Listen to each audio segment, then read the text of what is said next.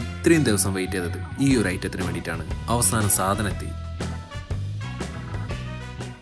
ഇത് വെറും ഒരു ടാങ്ക് അങ്ങനെയല്ല ചിന്തിക്കുന്നത്. പക്ഷെ ഇത് വെറും ഒരു ടാങ്ക് അല്ല, ഇതാണ് ഗ്രോ വാട്ടർ ടാങ്ക്.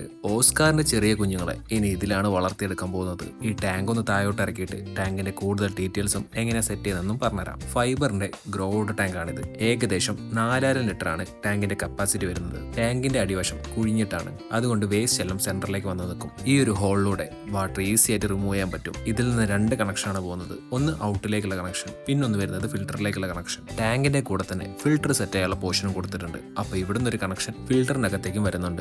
ഈ ഒരു പോർഷനിലാണ് ഫിൽറ്റർ സെറ്റ് ചെയ്യേണ്ടത്. ഇനി സെപ്പറേറ്റ് ആയിട്ട് ഫിൽറ്റർ സെറ്റ് ചെയ്യേണ്ട ആവശ്യമൊന്നുമില്ല, ഇതിന്റെ കൂടെ തന്നെ വരുന്നുണ്ട്. ഈ ടാങ്ക് സെറ്റ് ചെയ്തിട്ട് നമ്മൾ ഇതിലേക്ക് 500 ഓസ്കാർ ഫിഷിന്റെ കുഞ്ഞുങ്ങളെയാണ് ഇറക്കാൻ പോകുന്നത്. എന്നാൽ പിന്നെ അവർക്ക് വേണ്ട ഫിൽറ്ററും കൂടി സെറ്റ് ആക്കിയാലോ.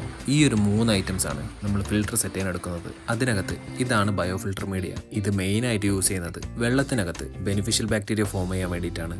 ഫിഷിന്റെ വേസ്റ്റിനകത്തുള്ള അമോണിയ നൈട്രേറ്റ് ആയിട്ട് കൺവേർട്ട് ചെയ്തിട്ട് ബയോളജിക്കൽ ഫിൽട്രേഷൻ നടക്കാൻ വേണ്ടി ഹെൽപ്പ് ചെയ്യും.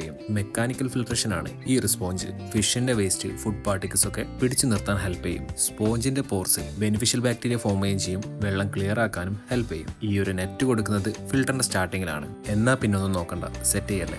ഇതിൽ ഫിൽറ്ററായി വരുന്ന വെള്ളം മോട്ടർ യൂസ് ചെയ്ത് നമ്മൾ ടാങ്കിലേക്ക് അടിക്കും. അങ്ങനെ ഫിൽറ്റർ സെറ്റായി ജസ്റ്റ് ഒന്ന് ട്രയൽ ചെയ്ത് നോക്കി. സംഭവം സെറ്റാണ്. എന്നാ പിന്നെ വെള്ളം നിറയ്ക്കല്ലേ.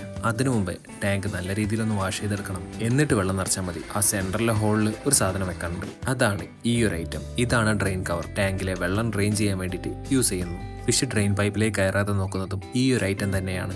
ഇത് ഡ്രെയിൻ പൈപ്പിന്റെ മുകളിൽ ഇറക്കി വെച്ചാൽ മതി, അവിടെ നിന്നോളൂ. ഇനി നമുക്ക് ഇതിലേക്ക് വെള്ളം നിറയ്ക്കാം. അങ്ങനെ വെള്ളം നിറഞ്ഞു, ഫിഷിന് ഇട്ടു. കാണണ്ടേ, ഇതിലേക്കിപ്പോ 600 പീസ് ഓസ്കാർ ഫിഷിന്റെ കുഞ്ഞുങ്ങളെയാണ് ഇറക്കിയിട്ടുള്ളത്. അവന്മാരെ വളർത്തിയെടുക്കുന്നത് ഈ ഒരു ടാങ്കിൽ നിന്നാണ്. ഇതാണ് ഫിഷിനെ ടാങ്കിലേക്ക് ഇറക്കിയ ഡേറ്റ്. അപ്പൊ ഇവന്മാരുടെ ഗ്രോത്ത് എങ്ങനെയാണെന്ന് അറിയണ്ടേ, അതിന്റെ വീഡിയോ വൈകാതെ വരും. ചാനൽ ഒന്ന് സബ്സ്ക്രൈബ് ചെയ്ത് വെച്ചോ. ടാങ്കിന്റെ ഡീറ്റെയിൽസ് വേണമെങ്കിൽ ഡിസ്ക്രിപ്ഷനിൽ ഞാൻ കൊടുക്കാം, ജസ്റ്റ് ഒന്ന് ചെക്ക് ചെയ്താൽ മതി. അപ്പൊ ഈ ഒരു ഗ്രോ ടാങ്കിന്റെ വീഡിയോ ഇഷ്ടപ്പെട്ടെങ്കിൽ ലൈക്ക് ചെയ്യാനും ഷെയർ ചെയ്യാനും മറക്കണ്ട. ഓസ്കാർ ഫിഷിന്റെ കൂടുതൽ വീഡിയോസ് വേണമെങ്കിൽ കൂടെ കൂടിക്കോ. ഇനി നിങ്ങൾക്ക് എന്തെങ്കിലും ഡൗട്ട് ഉണ്ടെങ്കിൽ കമന്റ് ബോക്സ് ഓൺ ആണ്, ചോദിക്കാം. അപ്പോൾ അടുത്ത വീഡിയോ കാണാം.